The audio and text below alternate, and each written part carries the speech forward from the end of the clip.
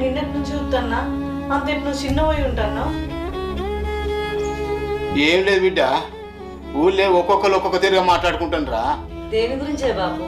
బిడ్డ, ఇద్దరు బిడ్డలు పెళ్లికి తిండ్రు కానీ ఒక్క బిడ్డ కూడా పెళ్లి చేయడని ఊళ్ళో తల ఒక్క తీరుగా మాట్లాడతాను బిడ్డ.